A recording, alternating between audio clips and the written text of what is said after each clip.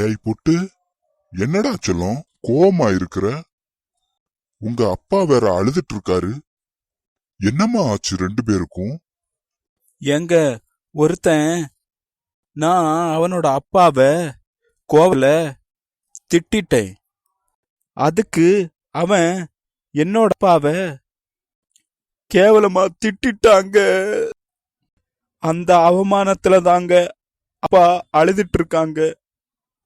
என்னம்மா சொல்ற பொட்டு?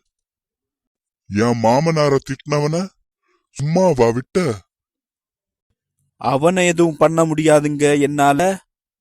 ஆனா அவன் எங்க அப்பனை திட்டினதுக்கு இன்னைக்கு அவனோட அப்பனை போட்டு மிதிக்க மிதியில அவன் எப்படி கதற போறான்னு மட்டும் பாருங்க.